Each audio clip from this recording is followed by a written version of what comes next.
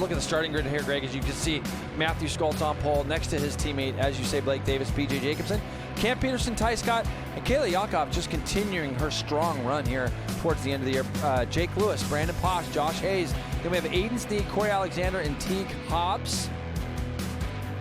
A little further back, good to see Joe Lamondre Jr. on the grid again with us here. Torrin Collins, Max Van, Jarrett Nassani, Ryder Davis making his debut, good for him. As well as Yandel Medina, nice to see him jumping up to Supersport. I haven't seen Gus Rodi in a while. De Silva, Henriquez, Owen Williams, Greg, and Logan Monk. Mag, Zaragoza, Omen, Horney, and Donde. So when I talked to Matthew Skoltz right after qualifier number 2 today. Long red light.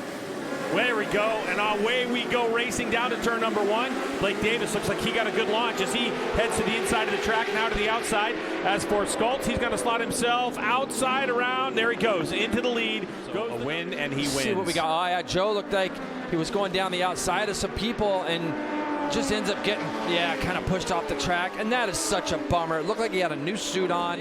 They have done a great job getting that young man out onto the grid again, as PJ Jacobsen has now gone through on Blake Davis. But how about this, Greg? A full second lead at the front for the number 1. The number 15 on the Ray Hall Ducati Moto with XPEL, as the number 22 Blake Davis on the Strack Racing Yamaha R9. Tries to go underneath him, but doesn't get that done. But then we knocked back to the Celtic Economy Lube and Tire Warhorse HSBK Ducati V2 of Cameron Peterson out of Corona, California, who's originally from South Africa. And he is not 100% is Cam P. We know he had a big crash at Code a couple weeks ago, and he's limping around, but he is right there for a podium spot. And then a rider that we don't talk enough about this season, Ty Scott out of Pennsylvania on the Vision Wheel M4 X-Star Suzuki GSXR 750 in 5th place right now, and he is latched squarely on the back of the 45. So those are your front runners. Looking down the inside, that is a tight place to make a pass there. And you can see Blake almost gave Cam a little bit of room.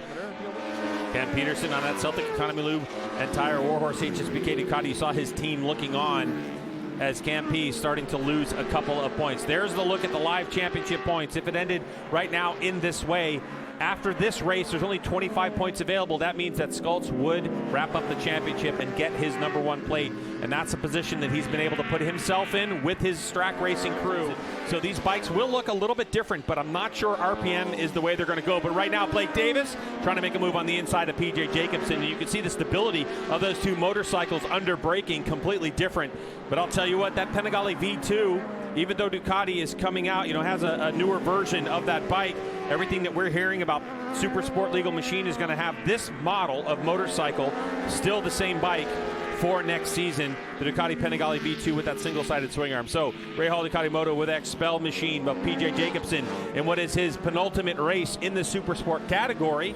Skoltz out in the lead as he has a look over his shoulder and back to his competition, now managing a 3.4 second lead for the number 1 plate, trying to recapture it. The possibility of him getting back into the Superbike category looms. We know that PJ Jacobsen, who is now in 3rd place as well. So it's about handing over the torch, Jay, to the Blake Davises of the world. If we don't know what Cameron Peterson's going to be doing next year, but Ty Scott's another one that could say in Supersport. And in terms of the Ray Hall Ducati Moto with XPEL team, they're going to hand the reins over to Kayla Yakov. PJ's got a problem. PJ hand up in the air. Problem. Man, what's going on? And it looks like something going on with the rear tire for PJ Jacobsen as he has a look back, and the tire's gone flat for PJ. Oh, he's got a flat tire.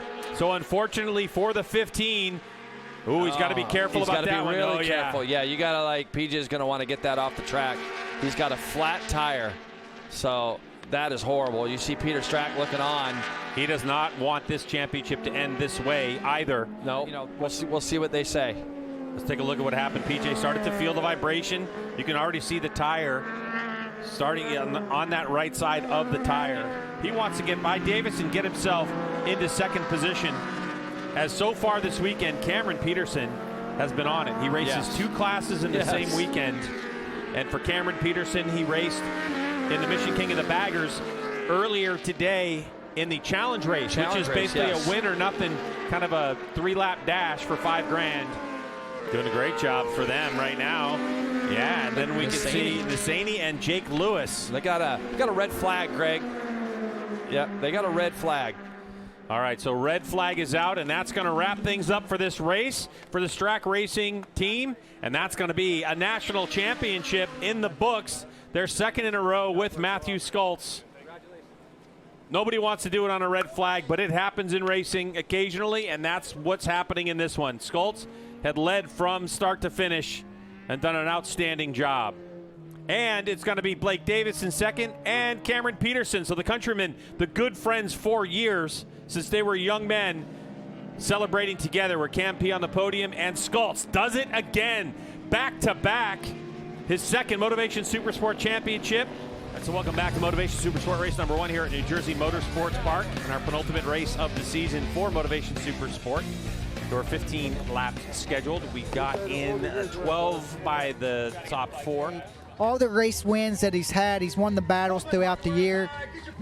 Picked up his bike at Barber in the rain there, just never gave up. It didn't matter what the conditions were. Matt comes out on top, and it's going to be exciting to see. He said he'll be back with the Strack Racing.